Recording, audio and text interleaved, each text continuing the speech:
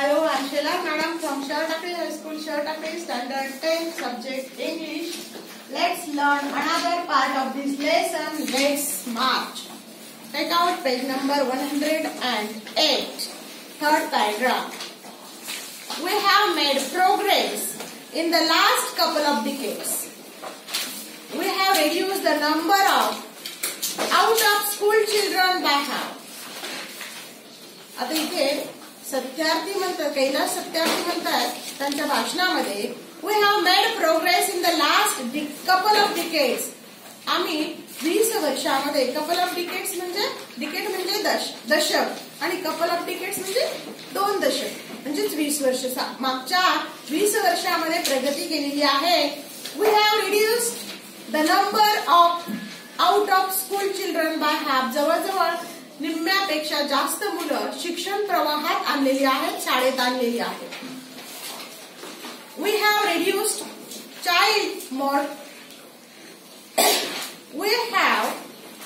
The number of child labour by a third. जवळजवळ 1/3 बालकामगार त्यांच्या या कामगारांपासून, काम करण्यापासून त्यांना मुक्त केलेलं आहे.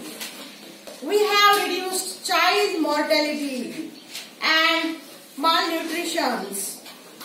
आणि त्यांचं जे बालमृत्यूचं प्रमाण होतं ते सुद्धा खूप कमी झालेलं आहे, कमी केलेलं आहे.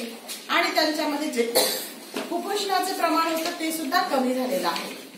and we have prevented millions of child death. आणि ते म्हणतात आणि आम्ही चाइल्ड डेथ, लहानपणी मुलांचा जो मृत्यू व्हायचा तो मृत्यू दरही खूप मोठ्या प्रमाणामध्ये कमी केलेला आहे. But let us make no mistake, great challenges still remain. ते म्हणतात but let us make no mistake, आपण चूक करून चालणार नाही. Because there are so many challenges we have to face. आपल्याला खूप मोठी चॅलेंजेस फेस करायचे आहेत. ग्रेट चॅलेंजेस स्टील रिमेन, कारण अजून खूप मोठी चॅलेंजेस राहिलेली आहेत.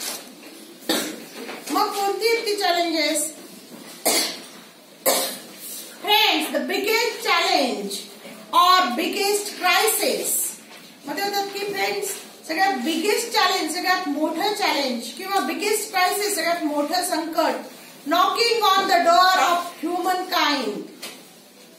माणसाच्या दारावर जे नॉक करणार संकट आहे, दार ठोठावणार जे संकट आहे ते आहे इज फिअर. ते काय? भीती. अँड इनटॉलरन्स, आणि असहिष्णुता.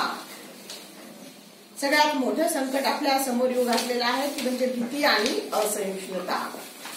We have utterly failed our children in imparting an education. ते म्हणतात की आपण मुलांना शिक्षण दिलं पण त्याच्यामध्ये काय झालंय? अटरली फेल्ड, आपण पूर्णपणे फेल झालोय. Our children in imparting an education, त्यांना एज्युकेशन, यशस्वीरित्या एज्युकेशन देण्यामध्ये आपण फेल झालेला आहोत. An education that gives the meaning and objective of life. मग एज्युकेशन म्हणजे काय? फक्त शाळेतलं शिक्षण का नाही? Education means what? an education that gives us the meaning and objective of life. शिक्षण म्हणजे काय? की जीवनाला अर्थ देणं आणि जीवनाला एक दिशाचे शिक्षण, की जे जीवनाला एक दिशा देतं, एक अर्थ देतं, ते शिक्षण. अशा प्रकारचे शिक्षण सगळ्यांना देणं गरजेचं आहे आणि तिथे कमी पडलोय असं ते म्हणतात. An education that gives a sense of global citizenship among the youth.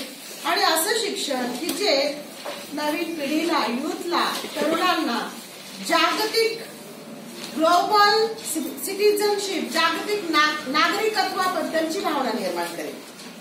अशा प्रकारचं शिक्षण त्यांना देणं गरजेचं आहे. आय एम अफ्रेड, मला भीती वाटते. That the day is not very far away, तो दिवस फार दूर नाही. Wien the cumulative result of this failure.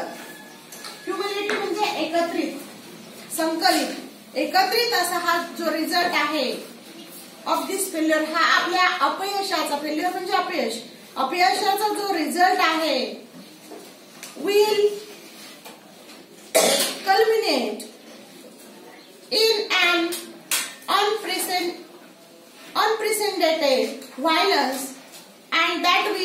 Suicidal for human kind. पाहिजे शब्दाचे अर्थ लिहिले आहे. अनप्रेसिडेंटेड म्हणजे अभूतपूर्व. तर अशा प्रकारे जे अपयश मिळणार आहे आपल्याला जर त्या मुलांना चांगल्या प्रकारचं शिक्षण दिलं नाही. कोणतं शिक्षण? जे शिक्षण जीवनाला अर्थ देतं आणि जीवनाला दिशा देतं असं शिक्षण जर मिळालं नाही तर काय होणार आहे? याचं जे अपयश आहे खूप मोठं अपयश, खूप मोठं हा रिझल्ट येणार आहे. त्यावेळेस मात्र फार भयानक अवस्था झालेली असेल, कारण हे सगळं मानवतेच्या दृष्टीने फार घातक असणार आणि जणू काय ही मानवासाठी एक आत्महत्याच ठरेल असं घडू शकतं असं ते म्हणतात. राईट्स, हक्क, सिक्युरिटी, सुरक्षितता, hope, Asha can only be restored through education. आणि मग एज्युकेशनने काय होऊ शकतं? राईट्स, सिक्युरिटी आणि होप सगळे रिस्टोर्ड होऊ शकतात. एज्युकेशनमुळे, शिक्षणामुळेच आपण आपल्या हक्काची आपल्याला जाणीव होऊ शकते. आपले हक्क आपण मिळवू शकतो. आपल्याला सुरक्षितता मिळू शकते, सिक्युरिटी मिळू शकते, होप, आपल्या मनामध्ये आशा निर्माण होऊ शकते असं ते म्हणतात. यंग पीपल लाईक मलाला सारखे young people, I have started calling her my daughter Malala, not just Malala. ते म्हणतात मी मलाला फक्त मलाला म्हणत नाहीये. मलाला मी काय म्हणतोय? माय डॉटर मलाला, माझी मुलगी मलाला. जेव्हा एखाद्या व्यक्तीबद्दल आपण माझं म्हणतो तेव्हा त्या व्यक्तीचं काम तरी खूप उत्कृष्ट असतं किंवा ती खूप जवळची असते. मग आता या दृष्टीने त्यांना ती खूप जवळची वाटते कारण तिचं कामच तेवढं उत्कृष्ट आहे आणि ते तिला म्हणतात की my daughter Malala. So my daughter Malala, मग माझी मुलगी Malala and other daughters including Kainat, त्याचबरोबर दुसरी मुलगी कायनात. इनफॅक्ट 2 कायनात, 2 कायनात अँड शाजिया आणि Shazia and the daughters from Africa, आणि आफ्रिकाच्या मुली and from all over the world, आणि जगातल्या सर्व जगातल्याच मुली. दे आर रायझिंग अप, त्या पुढे येत आहेत. And choosing peace over violence, आणि ते काय करतात? पीसला चूज करतात, शांततेला चूज करतात. हिंसाच्या विरोधामध्ये त्या शांततेला निवडतायत. टॉलरन्स ओव्हर एक्स्ट्रीसिझम, ते काय करतात? अतिरेकवादी जे विचार आहेत त्याच्या ऐवजी संयमाला निवडतायत. त्या कशाला? एक्स्ट्रीमिझम ऐवजी टॉलरन्सला निवडतायत. अतिरेकीवादी जे विचार आहेत त्याऐवजी त्या संयमाला निवडतायत. अँड करेज ओव्हर फिअर, आणि काय करतात? करेज म्हणजे धाडस, धाडसाला निवडतात. फिअर ऐवजी, भीती ऐवजी त्या काय करतात? धाडसाला निवडतायत. म्हणजे आजकाल मुली पुढे येत आहेत आणि ते म्हणतात की ते काय करतात? व्हायलन्स, हिंसेऐवजी पीसला निवडतायत. अतिरेकवादी ऐवजी संयमाला निवडतायत. फिअर ऐवजी करेजला निवडतायत. भीती ऐवजी धाडसाला निवडतायत. The solutions are emerging. If there is a question, there is a solution. जर प्रश्न असेल तर सोल्युशन असतं, उत्तर निश्चित असतं. But we have to find out, पण आपल्याला ते शोधायचं असतं. मग ते म्हणतात the solution are emerging. Solution हे काय करतं? दृष्टीस पडत आहे. But these solutions can not be found in the deliberations in conferences. पण ते म्हणतात एखादा प्रश्न असेल त्याचं उत्तर शोधायचं असेल तर ते चर्चा आणि परिषदामध्ये नाही सापडणार. फक्त चर्चा आणि परिषदामध्ये सापडू शकत नाही. And can not be found in prescriptions from a distance. आणि खूप दुरून तेच प्रश्नाची उत्तर शोधता येणार नाही. त्यासाठी एखाद्याचा जो प्रश्न असेल तो जर जवळून तपासला गेला, आपल्यालाही तसाच प्रकारचा प्रश्न पडलेला असेल किंवा पडत असेल तर आपल्याला त्याचं उत्तर शोधायला सोपं जातं. म्हणजे केवळ त्याच्यावर चर्चा करायच्या आणि तो प्रश्न संपवायचा असं शकत नाही. प्रश्नाचं उत्तर हे आपण स्वतः शोधलं पाहिजे. They lie in small groups and local organization. मग छोट्या छोट्या ग्रुपमध्ये किंवा लोकल ऑर्गनायझेशन, स्थानिक ज्या संघटना असतील त्या संघटनाच्या मार्फत, अँड इंडिव्हिज्युअलाइज्ड किंवा त्या व्यक्तिपरत्वे, who are confronting with the problems. Confronting means facing and attacking. जे लोक हे प्रॉब्लेम फेस करत आहेत, अटॅक करत आहेत with the problem every day, जे रोज या त्यांच्या लाईफ मध्ये अशा प्रकारचे प्रॉब्लेम फेस करत आहेत, असे लोक या प्रश्नाचं उत्तर शोधू शकतात. कारण ज्याला प्रश्न पडतो त्यालाच माहिती असतं त्याला काय हवं, काय हवं आहे, त्याचं उत्तर काय असू शकतं. कारण एखाद्याला जर त्या गोष्टीचा त्रास होत असेल तर त्या व्यक्तीलाच जास्त माहिती की याचा त्रास कशामुळे होतो.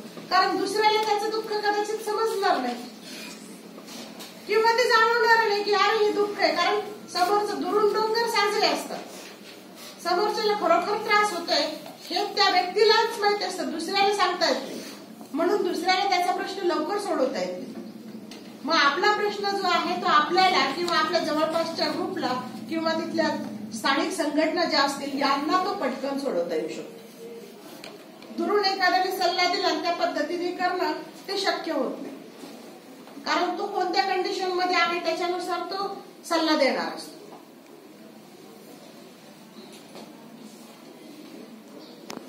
They lie in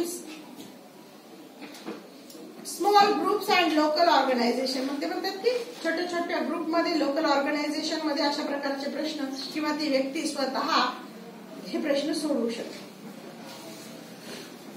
Even if they remain unacknowledged, unrecognized and unknown to the world, the solution are with them. जरी ते लोक असं असले की ज्यांना कोणी ओळखत नाही, ज्यांची कोणी दखल घेतलेली नाही, जे कोणालाच माहिती नाही, तरी सुद्धा ते प्रश्न सोडवू शकतात. म्हणजे एखादा व्यक्ती खूप मोठा नावाजलेला आहे आणि तेच सगळे प्रश्न सोडवील असं होऊ शकत नाही. आपले प्रश्न आपल्या जवळपासच्या व्यक्ती, ज्यांचं कोणी कुठं नाव नाही, ज्यांना कोणी ओळखत नाही, त्या व्यक्ती सुद्धा सोडवू शकतात. Okay, we will meet in next video.